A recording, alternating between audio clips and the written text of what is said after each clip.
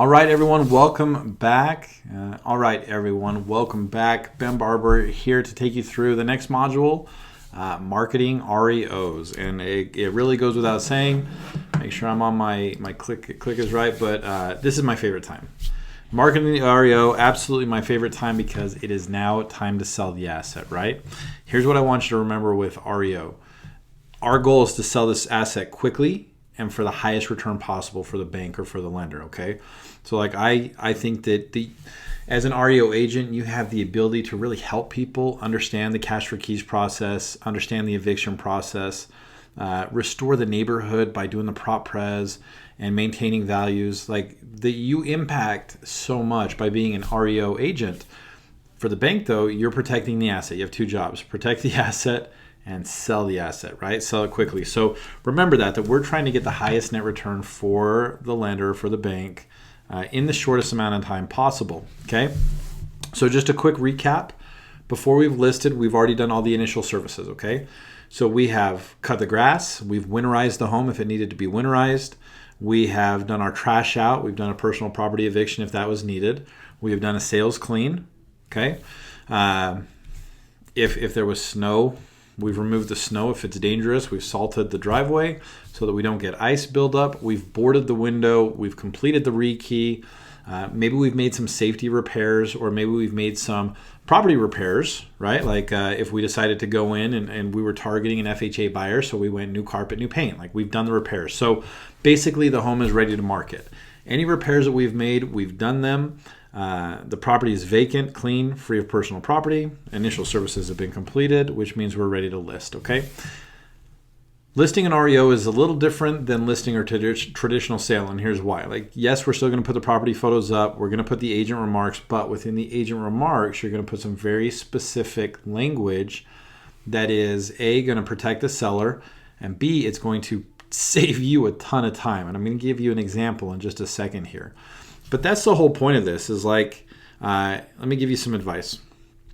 You're going to have offer and showing instructions, right? Like submit your offers through HUD or wherever they're going. Don't put the lockbox code in the MLS, right? Like the property's vacant. I get that. And it saves a lot of time. But then you have especially if you're using a mechanical. So like if you're using Supra, by all means, say vacant, good to go, use your Supra. That's fine because it's going to track who's been in there.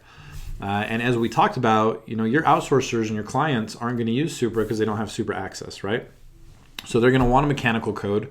They're going to want it set to their 3 or 4 digit number or whatever it is. But you don't want to give that out to all the agents because if a key goes missing or if there's property damage, you don't have a record of who's been in there, okay? So I don't believe I wrote that in these notes here. Just make sure that when you're doing your showing instructions, if it's a mechanical box, you are not putting the code in the MLS, okay? Other than that, you're going to put the property description, any seller required verbiage, any seller required documents you're going to want to upload to save yourself time. And then, like I said, that offer and showing information, okay? So here's a great example. This comes from my MLS here in Utah. This is a VA asset, and you can see what they have here.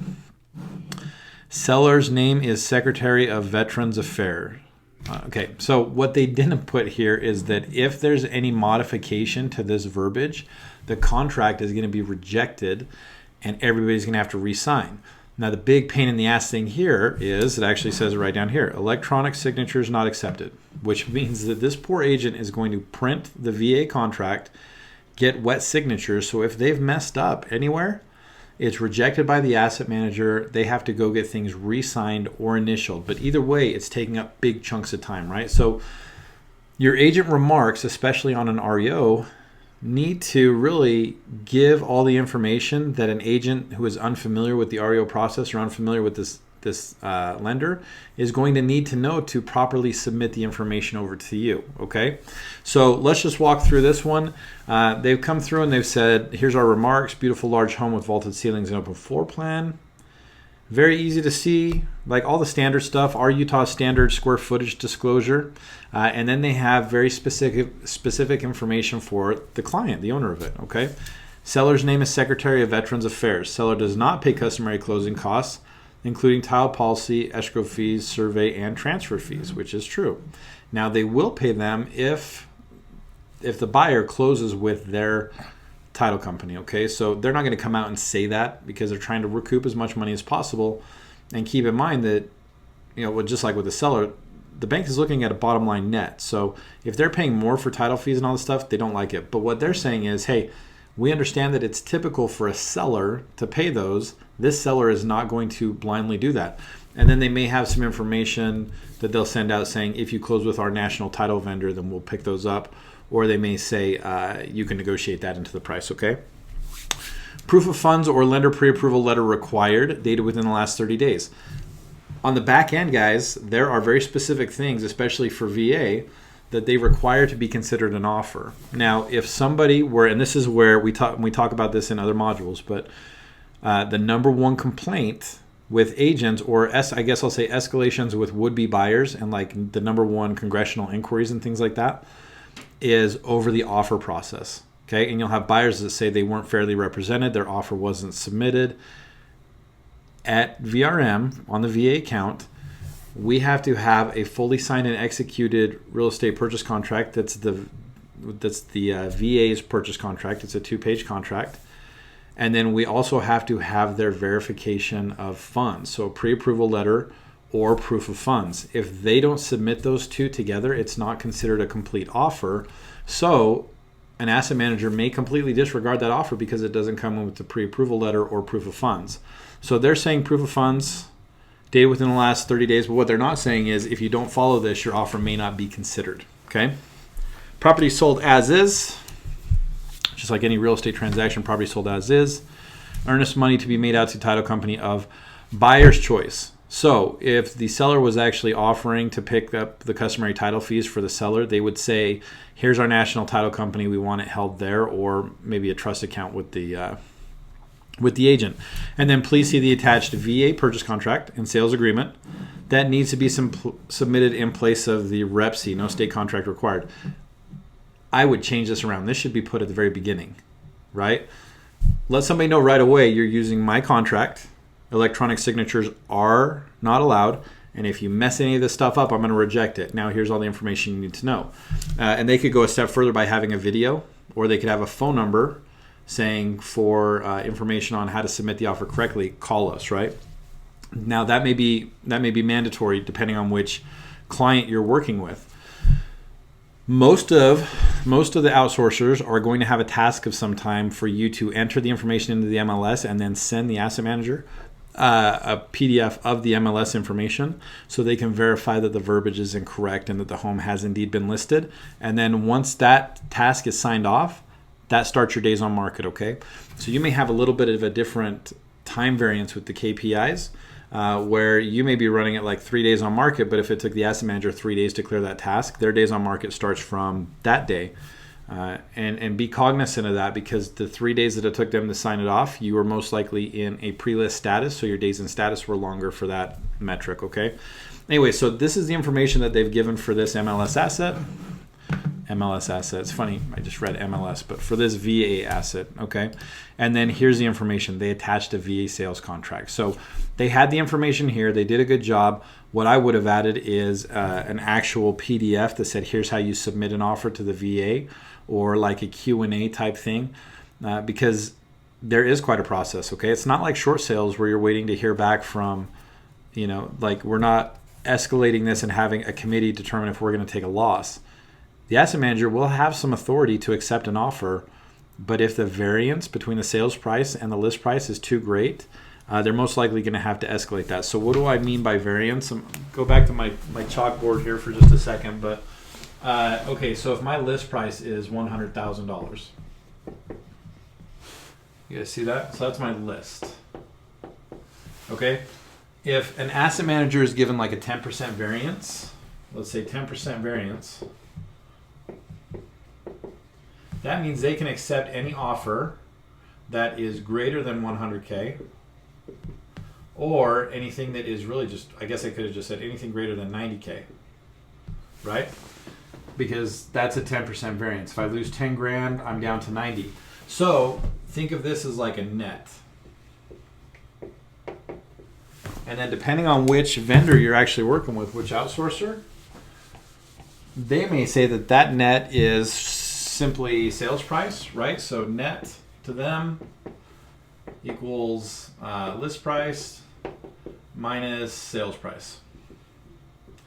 And that's a straight number. So if I'm 100K list price and I have a 90K sales price, my variance, 10%.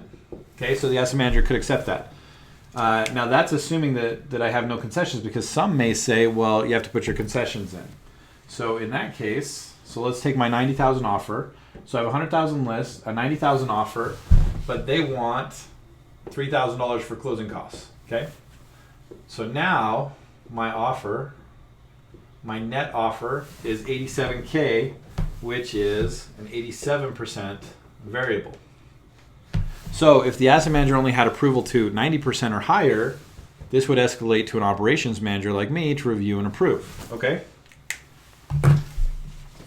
So the point is, as long as that offer is good and it's close to list and you're not really asking for a lot, the asset manager can approve it.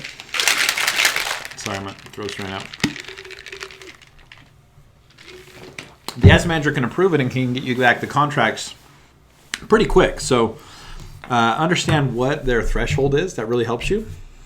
Understanding their threshold, their approval amounts, all that stuff is going to help you prepare better deals and submit them for review and really set good expectations for the agent, right? Like if you've got an agent that's just chomping at the bit and they want to know where their offer's at, if you say, well, the offer submitted was lower than the asset manager's approval authority, so it had to go to an operations manager, it may take a couple days, okay? It just arms you with a little bit more information, all right? Now, here is the very big thing when you're putting all this information in and you're marketing the home, right? I want you to remember that this is your storefront. I think one of the, well, it's hard to say which one of Josh's strategies is the best. This is one that changed my life as a traditional agent, is understanding that the home is your storefront and that you are using it to advertise, to pick up potential buyers and to pick up potential sellers and to really build your traditional business, right? So we talk about that in a different module, leveraging REOs to build traditional sales. But during this marketing piece, I want you to keep this in mind, that this is your storefront, okay? So I want you to go out, and the best REO agents are the ones that advertise an REO property just like it was a traditional sale, okay?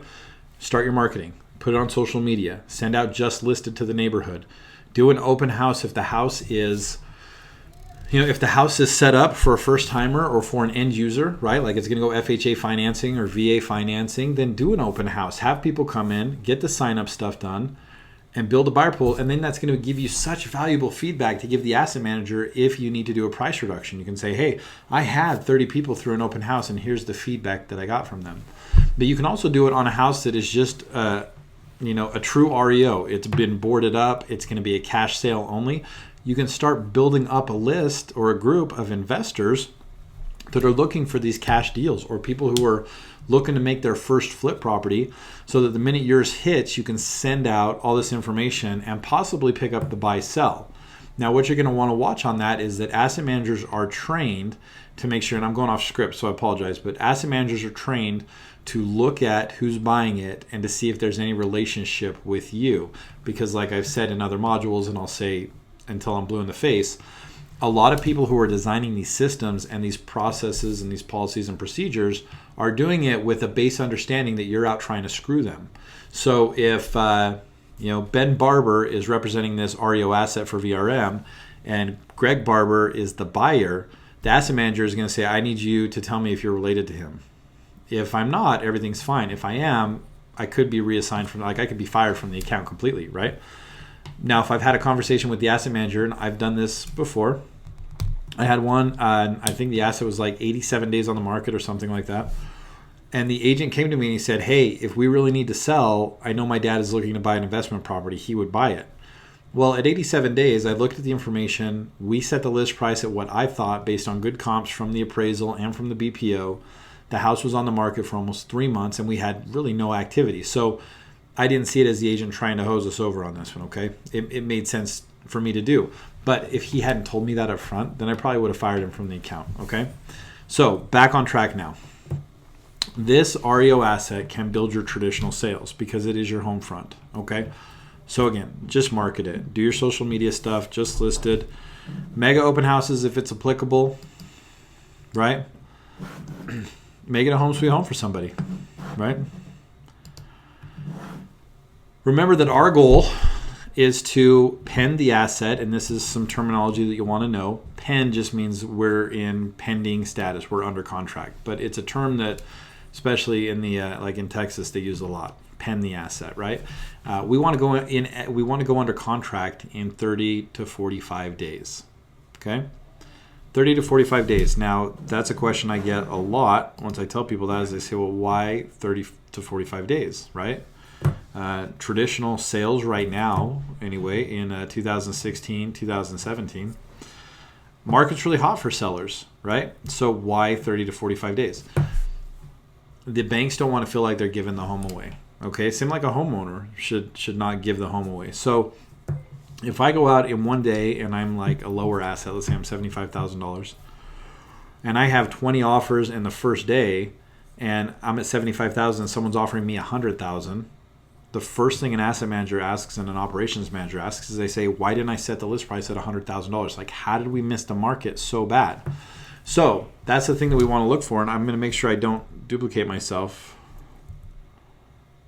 Yeah, so we're going to catch up to it in just a sec.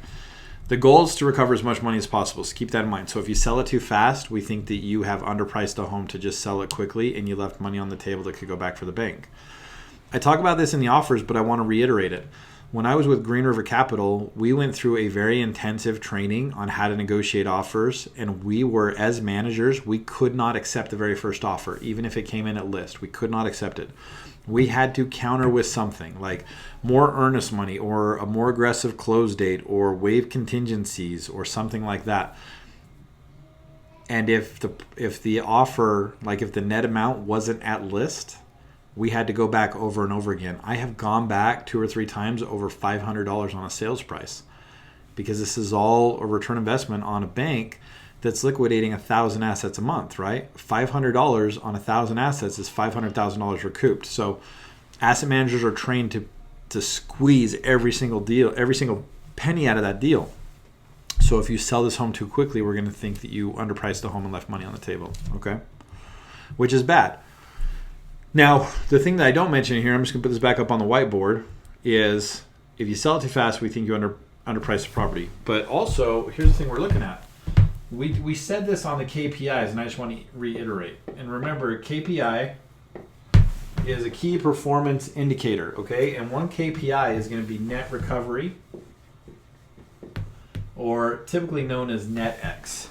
Net X, there's a bunch of different variations of it, but it typically boils down to your sales price divided by either your initial list price or your initial value, okay? So you're going to see things like net X has to be, like if net X is less than, 87%. If net X is less than 87%, you're going to be in trouble. But on the other side, if it's greater than 109%, you're in trouble too. Because if it's coming in that high over list price, we didn't price the property correctly. And if we sell it for that, then we lost money and we overpriced it, okay? So that's more in the KPI section, but I just wanted to touch on it. Okay. Now again, this is not the standard. Scratch that. This is the standard, but not the rule. But for the most part, reductions on REO properties are made every 30 to 45 days. It's typically 30, and then what you'll see sometimes is a reduction every 14 days after 90 days on the market. Okay, so as this asset has sat there for 3 months and now it's become an aged asset, we're going to reduce it every 14 days. I did it a little more aggressively when I was an asset manager. I would start pinning my agents down if I didn't have an offer in 14 days. Because I knew statistically if I didn't have an offer in 14 days, I was going to be on the market for a long time. So reductions every 30 to 45 days. And if we have to make a reduction after 30 to 45 days, then you did miss the value on this one, okay? Now, let me clean that up a little bit. You may not have missed the value, okay? Remember when we talk with our KPIs, we say if an asset manager is setting the price above what you're suggesting, most KPIs for you around performance or valuations are based on your initial value against the initial list price or the initial value. The only place where you're really penalized for the asset manager going higher than where you want it to be is your days on market or your days in status. That could be it, right? So that's just one caveat to this. You may not have missed the price. I may be coming down to your value, or I may have to come down to your value before this thing sells, okay? Now, like I said, we should see activity right away because we're pricing the home for the market today. So in a hot market, a seller's market, we should see activity like you would see on a traditional home. When it becomes REO, like I know that it was really tough for traditional agents, but when REO was selling in 2007, 2008, 2009, I mean, we were getting 30, 40 offers right away on homes because people were going to buy them, sit, and resell them. So we should see some kind of activity. Even if that's a low ball offer, that's okay. We just need to see something. We need to see some kind of activity. And if we're not seeing activity, then the asset manager is going to come to you and they're going to want to see your marketing efforts, which is where, treating this house as your storefront and doing all the social media and just listed is going to come back to help you if you haven't sold this asset. They're going to say, let me see what you're doing to promote our home. Okay?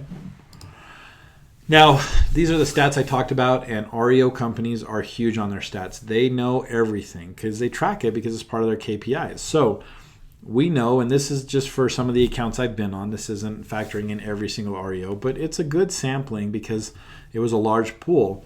80% of properties are going to sell. 80% of the properties will see an offer within the first 14 days. Okay, now you're going to have some that won't just because they're really unique. Maybe they're high value properties. Maybe they're in bad areas. But on average, 80% of a property, if it's priced right, will sell or see an offer in 14 days. Doesn't mean it's accepted, but they'll see at least one offer come in. Okay. If there's no offer activity, you're going to have to answer questions to the asset manager. Okay. So the number one thing they're going to ask is, what are you doing to market the home? And they're going to look at your value. So if they listed at your value, they're going to say, how did you miss it? Right. So if that comes up, you may do a price reduction sooner, but I don't want to jump too far ahead of ourselves. Okay, so here's one of the number one complaints. And guys, I'm not pointing fingers at you on this one at all because this was one of my number one complaints as an asset manager. Because I would get some assets in very rural areas, and it was very difficult for me to get those homes sold, right? Selling in Tennessee or rural Oklahoma is a lot different than selling in Phoenix at the height of the market or in Las Vegas, right? Nobody cares, okay? I want you to have this picture and pop this up somewhere. No one cares. The way operations managers and sales or VPs, the banks, the way they look at it is, no, if the home is priced right, it's going to sell, and they've got numbers to back this up. So if we're not seeing activity, even if it's rural, is because you haven't done a good job of convincing the company where the value needs to be at, right? And I'll give you an example. And I know we talk about this on Cash for Keys. There is a dollar amount somewhere between $1 and $1 million that home will sell for today. And your job is to get as close to that number as possible without giving the home away. So I look and say, look, you can take the crappiest property in the world that needs to be a teardown and offer it for $10 and someone's going to buy that. Okay?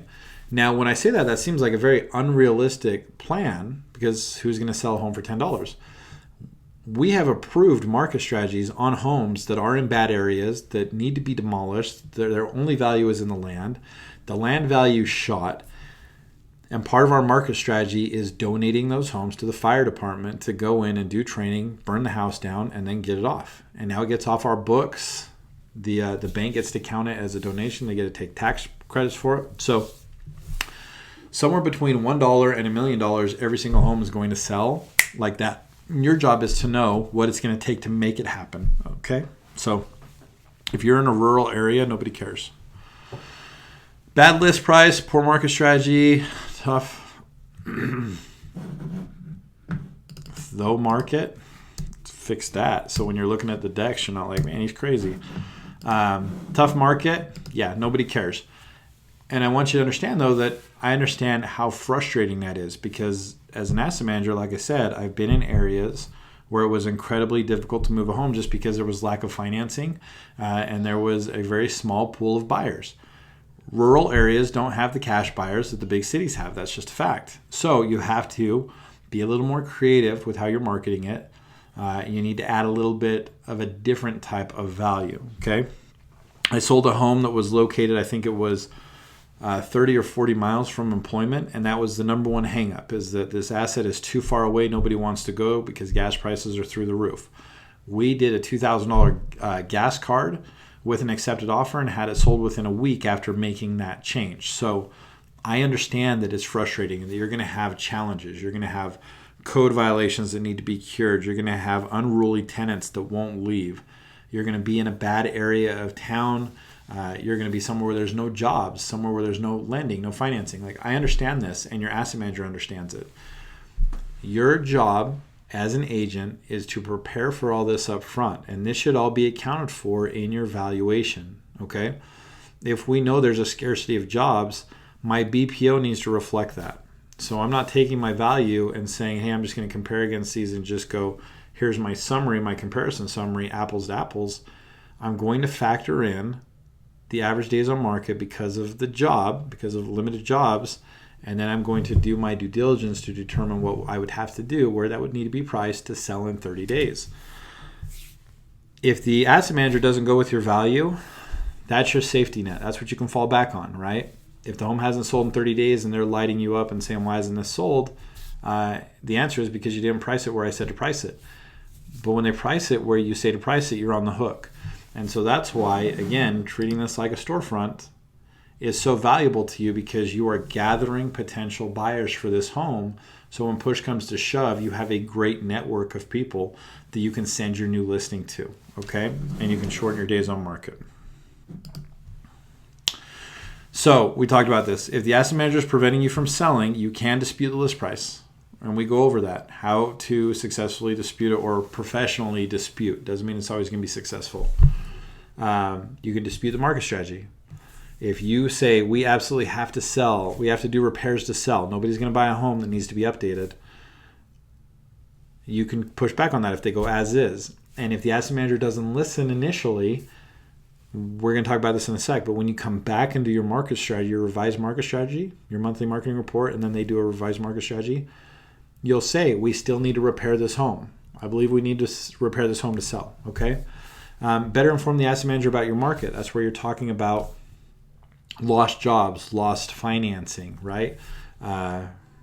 Taxes that are going up, people going to another state to work, any of that stuff, and then escalate it as needed. But remember that at the end of the day, your job is to sell the home, period.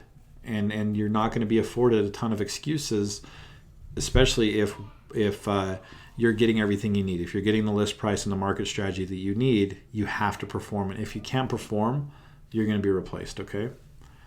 You're the professional. This reminds me of one of my asset managers. That's why I put it on there. That's how we see it. We hire professionals. The outsourcers hire professional agents, okay?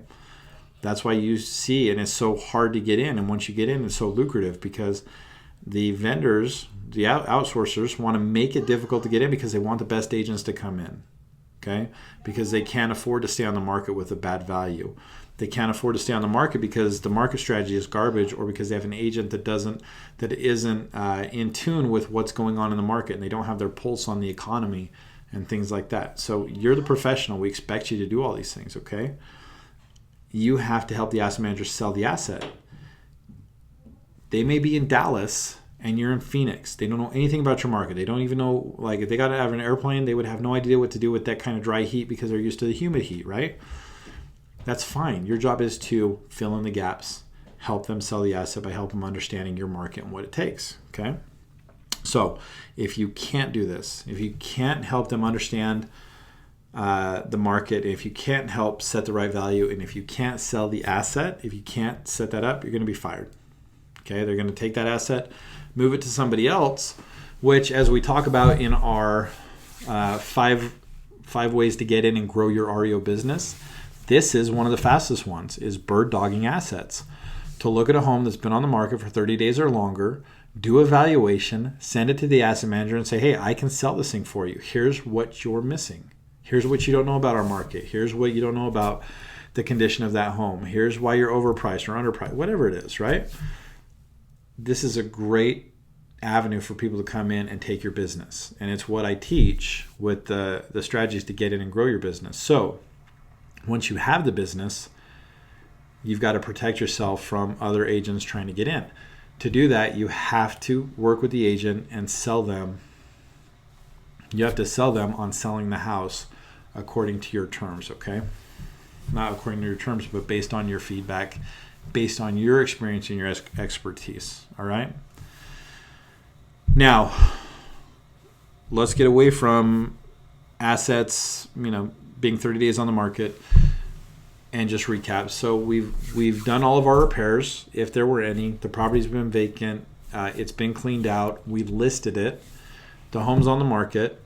Now, you're going to complete your weekly inspections on every asset regardless of the status, okay? So if you have 30 properties, you're going to go see them once a week, even if they're in eviction status, redemption, confirmation, if they're in closing, if they're in pre-list and they haven't been listed yet, you're going to go see these properties every single week, okay? You're going to say, how are we going to do that? The milk run. We always call it a milk run, and that's exactly what it is. Milk run is just a routine trip or undertaking, okay? One presenting little danger or difficulty. So like a sales milk run is one where you're going to get a sale every time you go out. But for our intent and purpose, a milk run is a routine trip. That's what it's going to be, your routine trip. You're going to take all of your assets and you're going to map them, okay? So let's look over here. I've mapped out all of these assets. I'm going to put an efficient route. It doesn't matter what the status of these assets is, guys. We are going to set ourselves apart from every other agent out there because we're going to go do an inspection every week on every single property. This is a huge pain point for outsourcers. You have got to get out there. If we put a home under contract on conventional financing and then you don't go out there until it's time to give the keys and it's been 30 days, that means for 30 days you don't know if there have been code violations, safety issues, if the home is now open and full and subjected to all the elements, if there's been damage to it, if there's been graffiti, if squatters have moved into it. If you go out weekly, you're going to prevent most of this. And if you can't prevent it, you're going to catch it soon enough to allow somebody to do something. So that's why we do these milk runs, okay? So I'm going to set this up. I did this in my MLS. You're not going to have every home in your MLS. I just wanted to do this as an illustrative purpose. But you can put it in something like MapQuest. Or you can even just pull a map out and look at your stuff and put pins in it and just say, here's what we're going to do. But I'm going to go through. I'm just going to hit them. A, B, C, D, E. I'm going to do that every week, and I'll add assets to it as we go. Okay? So here's what we're doing when we go out there. We're going to verify that ongoing services are being completed. Ongoing services, lawn care, winterization if necessary. So like if you listed a home here in Utah in July, October 31st needs to be winterized. So when you go out for that inspection after the 31st, you're going to say, is the home winterized? And if it's not, you're going to note that, okay? Is the home, are they having a sales clean? Now, a sales clean is not going to be as detailed as like scrubbing things down, but wiping off the counters, sweeping the floors, not always vacuuming the carpets, but maybe that's part of your service level agreement. So the point of this is saying that we're going out to make sure that the property is being maintained. That's what this means. Lawn care, winterization, or snow removal. It's clean, it's free of debris, free of personal property. The home is safe and secure. The pool is secure, or the pool is being maintained and is not green. Like in Nevada, in Las Vegas, you'll get fined if the pool is green because it breeds mosquitoes, and it's a huge problem they have. And if the outsourcer gets fined on that, they're going to fine you for it. So once a week, you're going to go out and you're going to check that out. Okay, so here are just some examples. Are the signs posted? Right? We've got our Banco no trespassing. You may have contact information for the bank you're representing, contact information for the vendor that's managing this property. Is the lockbox there? Is it located in the correct area of the house? Like for VA, it wasn't on the front. It was always on the back door, and if not on the back door, then the back railing. So is the lockbox in the right place? Is it coded to the correct key? Are there keys in it, right? So one thing that I always teach agents is you're going to lose keys. It's unfortunate, but you're going to lose keys.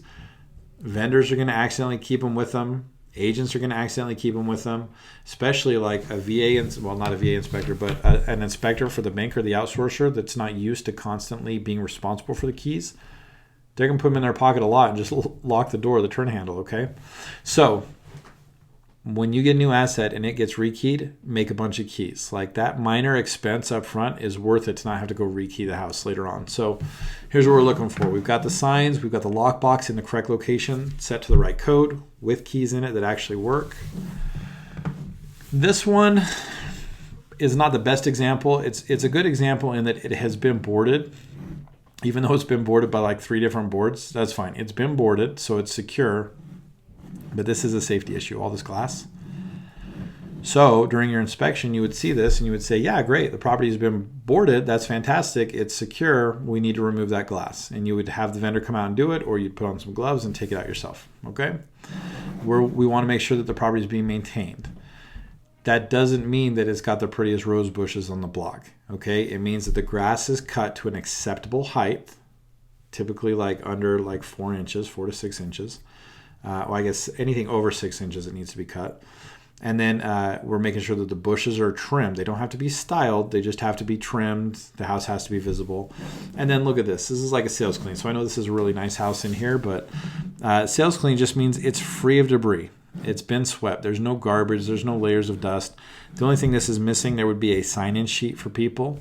But again, that's why you want to use your electronic box in addition to the outsourcer's mechanical box so you can track activity through, because not everybody's going to sign up. Like I hardly ever sign these things when I go show a HUD home. Okay? All right. Now, we're making sure that there are no existing or potential conditions for potential code violations, HOA violations, anything that's going to fail inspections for a finance deal, and definitely no safety issues. Okay, so like that broken glass, that's a safety issue. If that was broken glass and an unsecured window, that's a safety issue, and it's an issue with being secured and a potential code violation and threat to the property. So this is why you go out, because we need to catch it. You're not going to go to the asset every single day. In a perfect world, you'd go out twice a week. That's what I would do. I would go out on a Tuesday and then I'd go out on a Friday. So I'd catch it right before the weekend, then I'd see it after the weekend. Because if something happens, you want to be able to document when you were last there, what the property was like when you were last there, and you want to show that you have been inspecting the property at a bare minimum what's expected, which is typically 7 days. But go above and beyond it. You were there, yeah, absolutely. I was there 3 days ago. I was there 2 days ago, right? Like if you can go to it twice a week, then your accountability goes through the roof. Okay? You're going to report back the condition of the property after each inspection.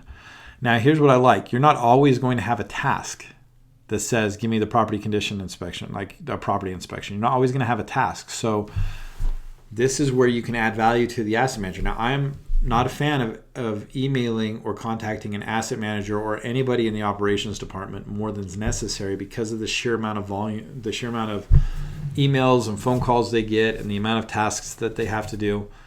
There's nothing wrong with sending a system message with your inspection report saying, hey, just want to let you know we did a property inspection this weekend. House looks good. Everything's okay. Or notice that the weeds are getting the grass is getting tall. I'll have the vendor out this week to take care of that. Okay. You can send this information back even if you don't have a task, and it's just going to show the asset manager that you're taking care of the asset. Okay. Now, if you go out and you see that there is a problem, and I know this is a commercial building, but it's a great photo to illustrate what this can look like.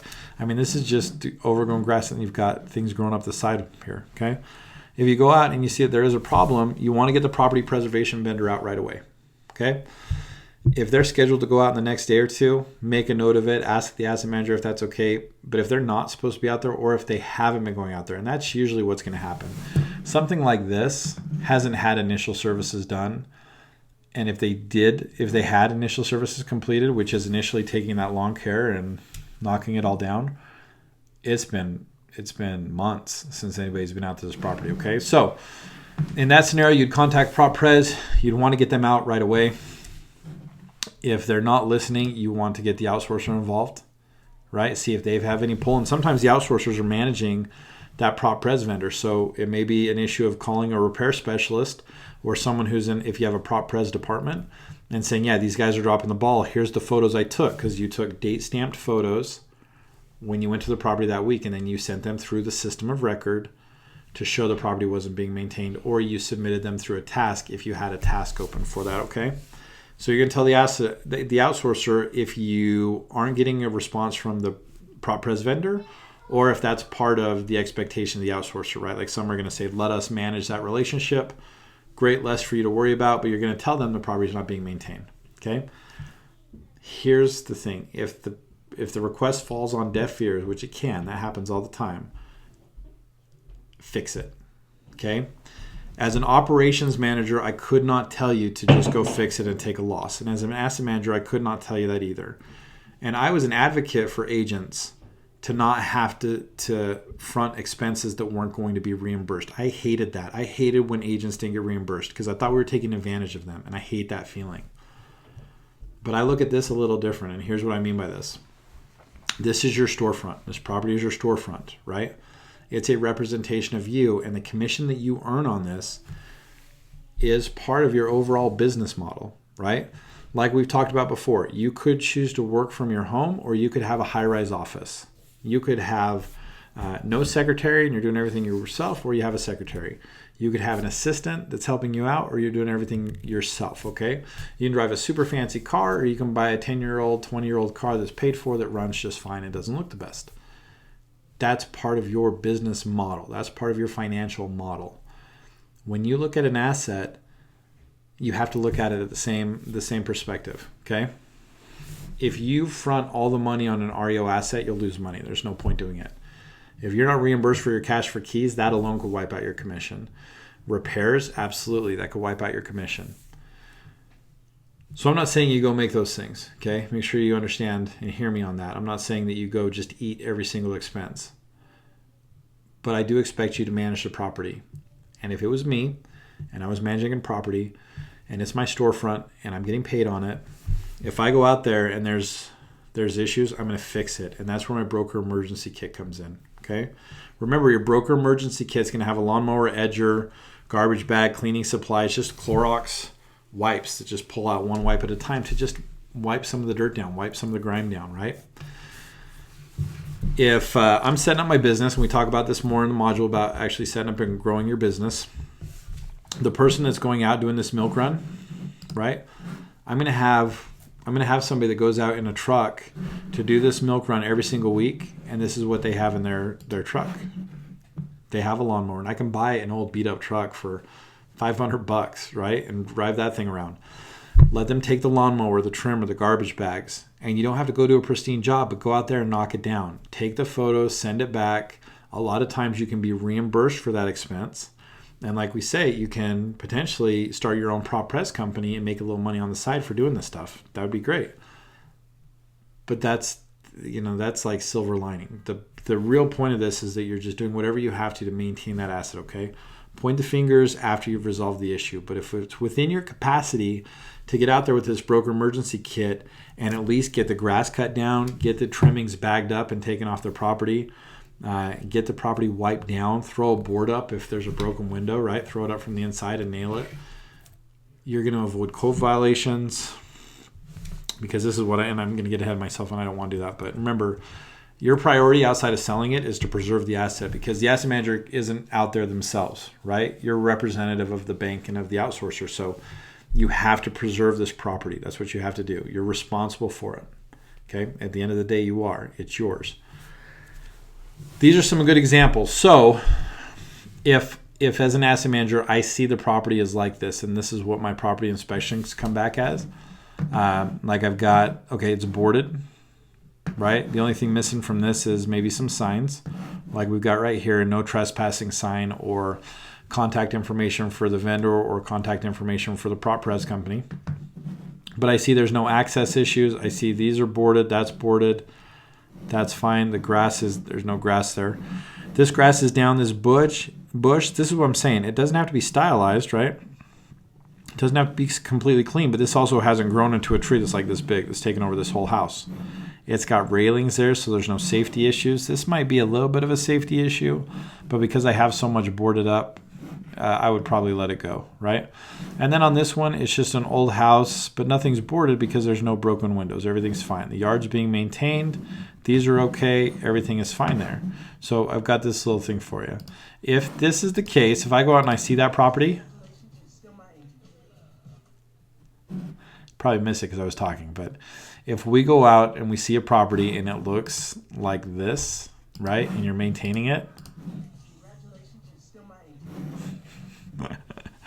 that's the best. You're still the agent. We're going to keep you and you're going to get more business, okay? But if this is what the property report looks like, or if I get, worst thing, if I get the city that sends me a photo like this and says, hey, here's what the property was like on this date, or if my client goes by to do inspections and they have to walk down this walk and they see that this grass hasn't been mowed forever, right? They see a broken window that's not secure, that's got glass just hanging out around it. That might be the power box coming off. And you see another broken window right there too.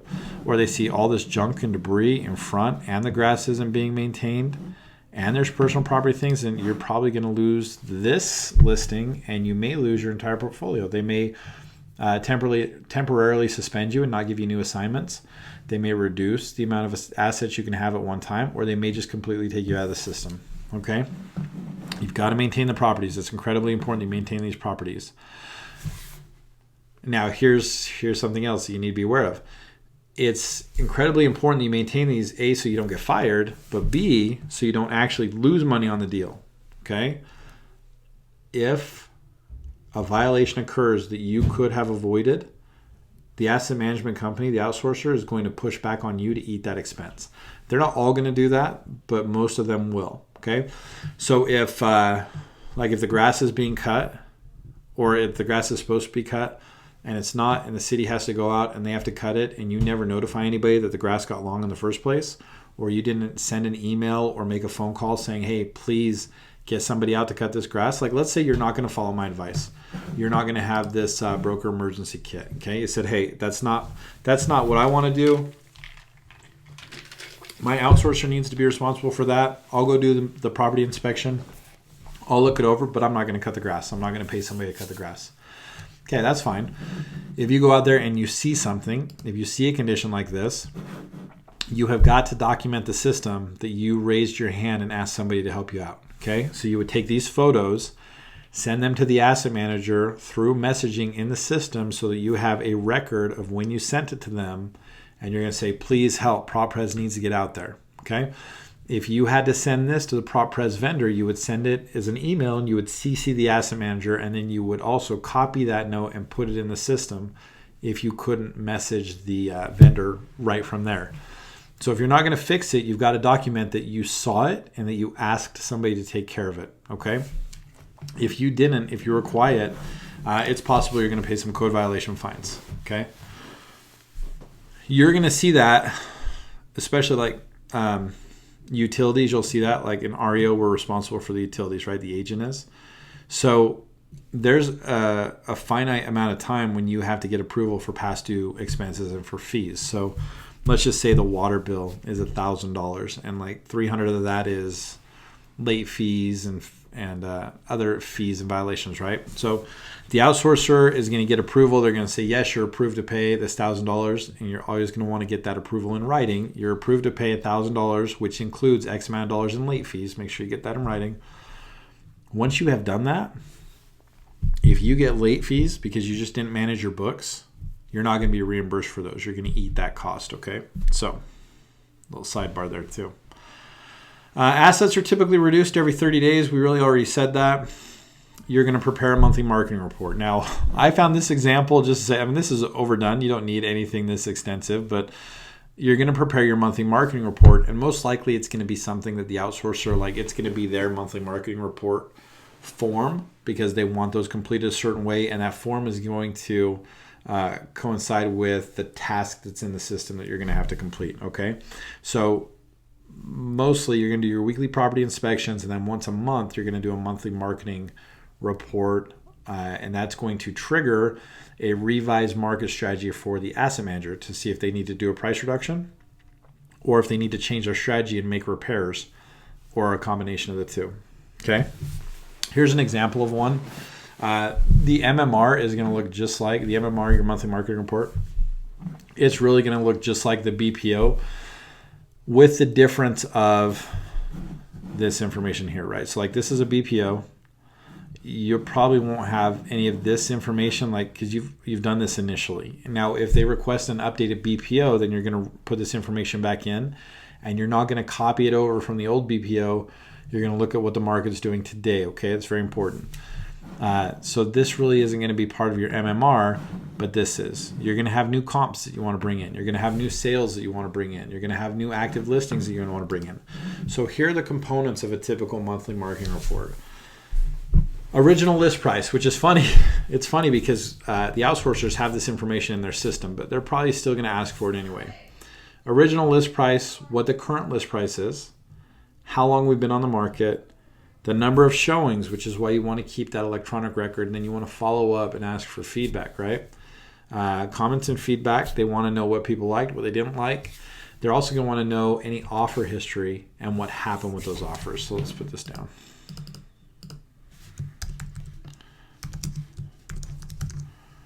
So they're going to want to know the offer history, what happened with those, any new comparables, and then what you suggest the list price is currently.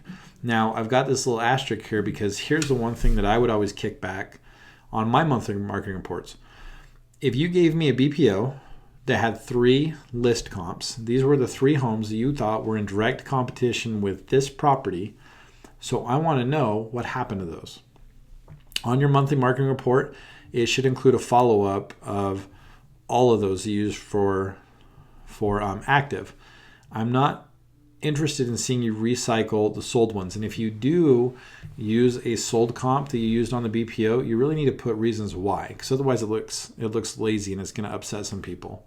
Okay, but if I have a list comp that's like, I think it's the same age, the same condition, it's in the same proximity, and I think that it's going to be a competition. I think people looking at my house are going to look at this list comp. Okay, I think they're going to look at this active home.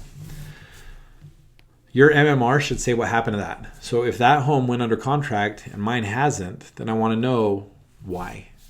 Did they make a great price reduction? Were they in better condition? Did they market it better? Like, what happened that they actually sold it? Okay, so that's what that comparables is going to be. That's why I have the asterisk there saying you want to do a follow-up and show what's happened with the comparables that you used originally, and then you want to use your new ones. Okay. All right. I already said provide new comparable, but also give update on information from the previous comps. So we already talked about this. And then I put aside, I want you to use this and to take this to heart. Previously listed comps, are they still active? What is their current list price? Because they're not always sold. Sometimes they just have had a $10,000 reduction and they're still in the market. Why has it not sold? If it did sell, what did it sell for? And then you want to take a look at what we need to do. Seller incentives, make repairs, price reductions, what needs to happen here, okay? Now, you'll notice one thing interesting is I'm not telling you to go look for REOs to use as comparables, because the banks and the asset managers, everybody wants to compare homes that are traditional sales because they're trying to recoup as much money as possible. If I go into, like, this is a cute house. If I go into this house here, and I make repairs to it and I do carpet and paint, there's no way as an asset manager or an ops manager or as the bank, there's no way I'm going to put money into it, make repairs, and then sell it at a discount because the previous owners had to get foreclosed on. Like, that doesn't make any sense at all. The only time you're making concessions or making adjustments to sell faster is if the condition warrants it or if the market warrants it, but not because it's an REO. So I go over that on the BPO, like how to do a bulletproof BPO. If you put a standard REO adjustment, I probably won't even finish reading your BPO. I'll just fire you. I'll ask to get you off the asset completely unless I know you and it's out of character. But okay. So here's the thing, guys. If you miss the value, and this happens, asset managers are going to miss the value. You're going to miss the value. If you said the home will sell for $100,000, the appraisal said 80, the asset manager went with your value and they said, okay, 100,000 it is, great. 30 days on market, we have zero activity. We have crickets, like not even showings. And all your new data suggests that it should be 80,000. Great. fall on the sword. Okay? Don't make excuses. Like if you missed it, own up to it. Okay? We talked about that in the working with the asset managers. We talk about they want somebody who is accountable, right? If it's your fault, you raise your hand. It's your fault. And you fix it. Okay? Take responsibility. All right? If you missed the value, that's great. Admit it. Admit why. Use it as a learning experience. Correct it. Get new values. Okay? How do we miss it? What can we do to get back on track? Do I have to do repairs? Do I have to do a certain kind of incentive, right? Here we go. This is I said put together a new strategy to sell in 30 days. You'll see some of these lined up like this. This is more typical of how a monthly marketing report is going to look for your new comparable properties. And most likely a monthly marketing report is going to have one listing and one sold comp, okay, maybe two. But you're going to say, what do we need to do? You're going to adjust those. Maybe we have to make a huge price reduction. Maybe the issue is that we have to do repairs. Maybe we have to offer the gas card like I talked about, okay? Maybe you just need to do more marketing. This is where you're going to look. This is the point where you're going to look at price reductions and strategy changes, okay? Now, here's how the price reductions happen. The asset manager is going to look at your monthly marketing report, which will give them the showing feedback, your comments as well as other agents' comments, and then they're going to look at your updated comparables. Okay, they may ask you about your marketing efforts. Some asset managers may actually get you on the phone and just have a conversation and say, "Tell me what's going on with this property. Tell me where we need to be." And that's why I harp on falling on the sword. If you missed it, say you missed it. If you thought the market was going to go one way and it didn't, say that. Like, you're the professional. We went with you for a reason, right? So if you missed it, step up. Say, I missed the value. Here's what we need to do from here on out, okay? So the condition is reviewed, and now we look at maybe doing potential repairs. So like maybe the asset manager didn't want to do carpet, but after 30 days, that's all the feedback is. The carpet sucks. I can smell the cat, whatever. It's all negative feedback about the condition of the carpet. The market strategy may be to pull the home off the market for a week, put new carpet in, and then go back out. And now I could maybe even list higher, right? If my return on repairs is high enough to justify that, I may be able to do that, okay? Remember, when asset managers are doing a review of the repairs, it's not always money. It's not always the ability to recoup dollar for dollar or even 80 cents on the dollar. If you have a repair that will sell the home, you need to bring it up, okay? Because that's what they want to see. And then price reductions or changes to the market strategy can be made after they've reviewed all these things. And again, they're going to submit the price reduction. It might escalate, just like we had said with offers. Asset managers are going to have a certain amount of approval that they can make a reduction to. So maybe it's 5% or $5,000. And then if they need to take a bigger reduction than that, it's going to escalate to an ops manager.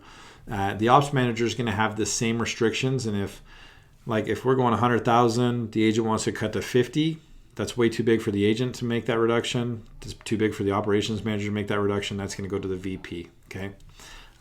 So they may escalate, which will be a little bit longer for the price reduction to actually come to you to update the MLS. But that's not the issue there. So price reduction is approved. You're going to update the MLS. You're going to reload your MLS form to show the comments, to show the price has been reduced in there. And then if we're not selling that thing in 90 days, now you may lose it to auction, right? So there's foreclosure auction that happens at the foreclosure sale, and the trustee's sale happens after a foreclosure, right? The trustee's foreclosure. This is a different auction. This is an auction within REO where they're companies that basically come in and they auction off hard to sell properties, okay? And they do it for pennies on the dollar. And nobody's getting paid on these. The outsourcer's not getting paid. You're not getting, nobody's getting paid on these. So we want to avoid this at all costs. We do not want to go in an auction scenario, but that could happen, all right? And most likely what's going to happen is they're going to take you off of the asset. You may get a slight management fee for doing a valuation on it, or just making sure prop pres is still being done. But for the most part, you're not going to make your commission, because all that commission and everything is going to go over to the... My little girl's trying to come down. Everybody saw me just do this. Go upstairs. And then with REO, it's basically you just rinse, wash, and repeat. You're just going to keep doing that every 30 days until the asset sells. You're going to do that with your new listings, okay? And you're going to do it till everything's sold. So, okay, aged assets. Let's talk about aged assets. And remember that aged asset is going to depend on the KPI. Like for some people or for some outsourcers, they're going to say a days in inventory is an indicator, right? So someone's going to say days in inventory, which is your DII.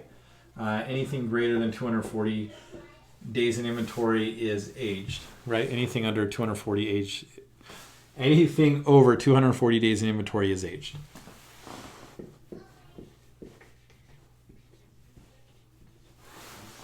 Another outsourcer may say anything that's been on the market for more than 90 days is considered aged, right? So it's going to depend on the outsourcer that you're using. It's going to depend on their KPIs and what their goals are, right?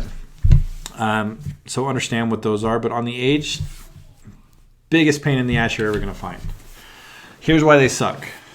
If it's an aged asset, you've missed your KPI. The asset, especially if it's a days on market as the indicator for something that's aged, that thing's been on the market 90 days. It's been reduced at least 3 times. Every 30 days it's been reduced. So I guess it's been reduced at least twice. Your net recovery is shot. Your days on market is shot. Your DII may be shot. And now you have this negative property on the portfolio. It means it's sat vacant in a neighborhood for at least 90 days and then however long while during initial services. So now it's an eyesore. Now it's becoming stigmatized, right? It's getting harder and harder to sell that asset. So that's the first problem, is it makes it harder to sell. It makes it harder to recoup any money on it, and it makes it harder to bonus for the asset manager to make their bonus, and it's harder for the outsourcer to make their bonus based on their incentives and their KPIs. This is no joke. Sitting through an aged asset meeting is one of the worst meetings you will ever walk through as an asset manager. Every single asset manager on the team has to stay in there, and they're typically 2 to 3 hours. And you'll have the ops manager in there, you may have the VP in there, and they're going to walk through every single one of your aged assets. They're going to review the history, and they're going to look at what the asset manager has been doing and has not been doing. They're going to look at how the value was missed, showing feedback. They may get the agent on the phone. So we could call the agent. You may get a phone call with every asset manager on the team in the room and the ops manager and maybe a VP. And you have to explain why you haven't been able to sell the asset. So it's horrible publicity for you. And for an asset manager, a huge pain. Now, not every asset manager may have to sit through it, but they don't go in one at a time, okay? So if you're fortunate to be the asset manager that goes first, you may be able to leave. But some people have to sit there for 2-3 hours all the way through. Horrible, horrible way to go through a day is an aged asset meeting, okay? Like I said, the head of the department, sales manager, the asset manager, avoid those at all costs, okay? I don't have very many final thoughts. I kind of gave you everything that I was thinking there, and there's a lot more that's going to come out through the other modules. The most important thing that I can tell you when you market an asset, let's see, if I had to give you, these are my top 3. Number 3, top 3, number 1. Number 1 is get your instructions in the MLS, okay? Agents need to know how to handle this property that's a bank-owned home. Get your seller disclosures in there, your seller contracts, have instructions on how to do it, have a screenshot video like this that you can say, go click on this link and I'm going to show you how to fill out the form. If like HUD, you have to go into HUD's system and submit an offer. Have a video of that, how to do it. Have a phone number so they can answer questions. It's going to save you a ton of hassle. And then number 2,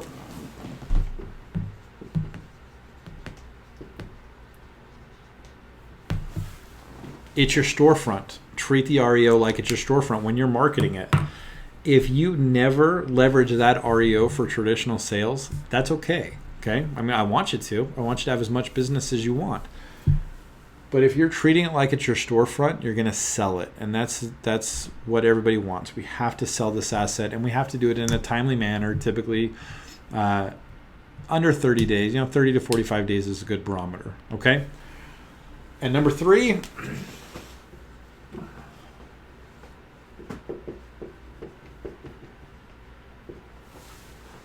Well, I'm going to do 4. Number 3, adjust fast. If you've missed the value, adjust quickly. If you're out there on the market for 7 days and you're like, oh shit, I totally overpriced this, we need to make a change. Complete a new valuation if you need to. Complete a monthly marketing report right away. Call the asset manager and say, hey, I messed up. We're really far off on this. And if not, then take advantage of it when it's time to do your monthly marketing report and it's time for the asset manager to revise it.